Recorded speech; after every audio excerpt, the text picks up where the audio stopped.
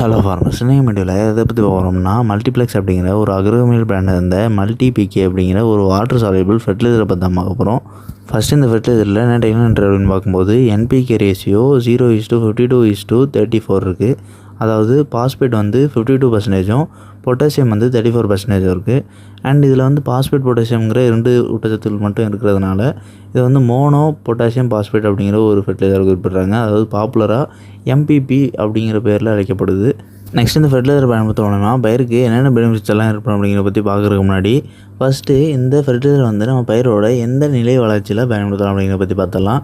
இதில் வந்து நம்ம ஏற்கனவே குறிப்பிட்டது போல் பாஸ்பேட்டும் பொட்டாசியம் இருக்கிறதுனால இது வந்து பிரத்யேகமாக மகசூல் அதிகரிக்கிறதுக்காக பயன்படுத்தக்கூடியதை நம்ம குறிப்பிடலாம். ஸோ அதனால் இது வந்து பயிரோட எந்த நிலை வளர்ச்சியில் பயன்படுத்தணும் அப்படின்னா தாவர நிலை வளர்ச்சி முடிவடையக்கூடிய சமயத்தில், அதாவது பூ பூக்கும் நிலை ஆரம்பிக்கிறதுக்கு முன்னாடியும் அண்ட் பூக்கும் நிலை கரண்ட்டாக பூக்கள் வந்து பூத்துட்ருக்கக்கூடிய சமயத்துலையும் அண்ட் லாஸ்ட்டாக பூக்கள் பிஞ்சு பிடிச்சி காய்கள் வளர்ந்துட்டுருக்கக்கூடிய சமயத்தில் நம்ம பயன்படுத்தலாம். ஸோ இது வந்து இந்த மகசூல் எடுக்கக்கூடிய நிலைகளில் மட்டுமே பயன்படுத்தக்கூடிய உரம் அப்படின்னு நம்ம குறிப்பிடலாம்.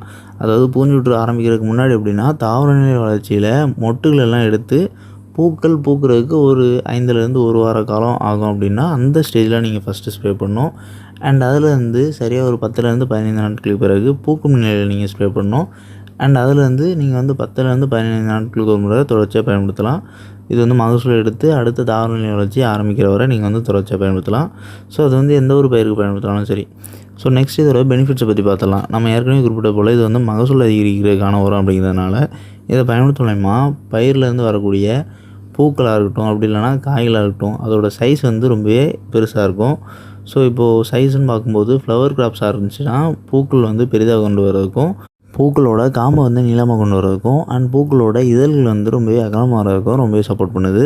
அண்ட் நெக்ஸ்ட்டு இது ஃப்ரூட் கிராப்ஸ் அப்படி இல்லைனா வெஜிடபிள் கிராப்ஸ்ன்னு பார்க்கும்போது அந்த காய்கறி பயிர்களையும் பழகிய பயிர்களையும் காய்களோட ஒட்டுமொத்த சைஸ் வந்து பெரிதாக கொண்டு வருது. அதாவது ஒரு சாதாரணமாக வளரக்கூடிய காய்களோட வளர்ச்சியோட இதோட தன்மை வந்து கூடுதலாக இருக்கும். அதாவது ஓவரால் எடை வந்து கூடுதலாக இருக்கும். குவான்டிட்டி வைஸ் ஒவ்வொரு காய்கள்னு பார்க்கும்போதுமே பெரிதாக இருக்கும். அண்ட் அதோட ஷேப்புன்னு பார்க்கும்போதுமே சாதாரணமாக எந்த ஒரு காய்களும் அந்த பயிருக்கான ஷேப் வந்து பர்ஃபெக்டாக இருக்கும். அண்ட் நெக்ஸ்ட்டு வந்து டேஸ்ட், அதாவது காய்கள்னு பார்த்தாலும் சரி இல்லைனா ஃப்ரூட் கிராப்ஸ்னு பார்த்தாலும் சரி இதில் வந்து சுவை வந்து கூடுதலாக இருக்கும். அதாவது காய்களோட சுவையும் பழங்களோட சுவையும் கூடுதலாக இருக்கும். அண்ட் இதுவே ஃப்ளவர் கிராப்ஸ்னு பார்க்கும்போது ஃப்ரேக்ரன்ஸ் வந்து கூடுதலாக இருக்கும். அதாவது மலர்களோட நறுமணம் வந்து கூடுதலாக இருக்கும் வழக்கமாக இருக்கிறத காட்டிலும்.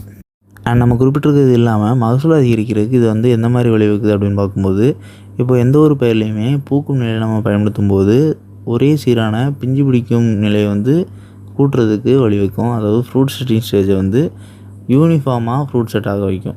அதாவது இப்போ உதாரணத்துக்கு ஒரு 100 செடி இருக்குது அப்படின்னா அந்த 100 செடியில் வந்து பூக்கள் பூத்து பிஞ்சு பிடிக்கக்கூடிய சமயத்தில் நம்ம வந்து இதை ஸ்ப்ரே பண்ணுறோம் அப்படின்னா அந்த 100 செடிலையுமே பிஞ்சுகள் வந்து ஒரே சீராக பிடிக்கும். ஸோ இந்த மாதிரி நடக்கும்போது ஹார்வெஸ்டிங், அதாவது மகசூல் அறுவடைக்கு பண்ணக்கூடிய நிலையுமே ஒரே சீரான நிலையில் அறுவடை வந்து ஆரம்பிக்கும்.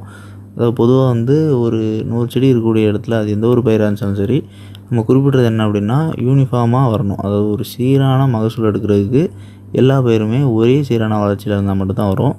இது ஒரு சில செடிகளில் மட்டுமே காய்கள் இருக்குது, ஒரு சில செடிகள் இல்லை அப்படின்னா அது வந்து இந்த செடிகள் காய்க்கக்கூடிய சமயத்தில் ஆல்ரெடி காய்கள் இருக்கக்கூடிய செடிகள் வந்து காய்க்காது. ஸோ இது வந்து வேறுபட்டு காணப்படும்.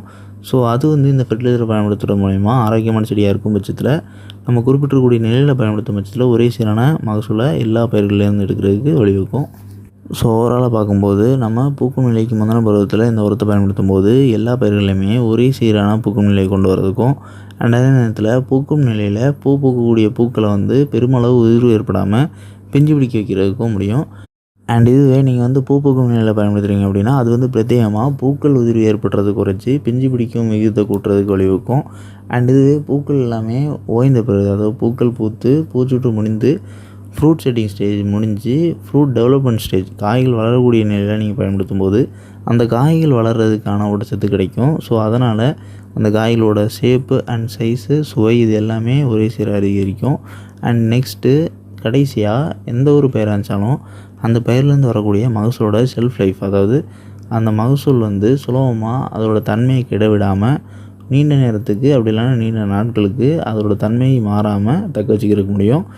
அதாவது நம்ம ஒரு காற்றோட்டமான இடத்துல கூலான ப்ளேஸில் ஸ்டோர் பண்ணி வச்சுருக்கோம் பட்சத்தில் இது வந்து ஃப்ரூட் கிராப்ஸுக்கும் வெஜிடபிள் கிராப்ஸுக்கும் பொருந்தும். ஸோ ஃப்ளவர் கிராப்ஸ்ன்னு பார்க்கும்போது அதோட திடம் வந்து ஓரளவு இருக்கும். அது வந்து நம்ம மெயின்டைன் பண்ணுற டெம்பரேச்சரும் அண்ட் நம்ம ஸ்டோர் பண்ணி வச்சுருக்க இடத்தையும் பொறுத்து. அண்ட் இதோட ஃபாலியர் ஸ்ப்ரேக்கான டோசேஜ்னு பார்க்கும்போது ஒரு தண்ணிக்கு 3 கிராம்லேருந்து 5 கிராம் வரை பயன்படுத்தலாம். இதுவே மண்ணில் ஒரு ஏக்கருக்கான பரப்பளவில் நம்ம வந்து எவ்வளவு கரைச்சி விடலாம் அப்படின்னு பார்க்கும்போது ஒரு ஏக்கருக்கு 4லேருந்து 5 கிலோ வரை பயன்படுத்தலாம்.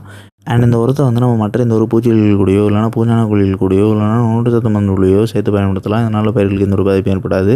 அண்ட் நுண்ணூட்ட சத்து அப்படின்னு பார்க்கும்போது கால்சியம் சார்ந்திருக்கக்கூடிய எந்த ஒரு உரத்து கூடயோ இல்லைனா மெக்னீசியம் சார்ந்திருக்கக்கூடிய எந்த ஒரு உரத்து கூடயோ மட்டும் சேர்த்து பயன்படுத்தாமல் இருக்கிறது நல்லது. ஸோ இது வந்து ஓவராலாக பார்க்கும்போது ஃபைட்டோடாக்சிட்டி ஏற்படுவதற்கான வாய்ப்புகள் இருக்குது. ஸோ இது வந்து ரொம்பவே குறைந்த அளவில் நீங்கள் பயன்படுத்தும் போது பாதிப்பு ஏற்படாது. ஆனால் இதுவே ஒரு ஆவரேஜான டோசேஜ்லேயோ இல்லைனா மேக்ஸிமம் டோசேஜ்லேயோ பயன்படுத்தும் போது பயிர்களில் இலைகள் கறக்கக்கூடும். அண்ட் நெக்ஸ்ட் இதோட அப்ராக்சிமேட்டான ப்ரைஸ்ன்னு பார்க்கும்போது ஒரு கிலோ வந்து 400 500 ஸ்டோர் அவைலபிளாக இருக்குது.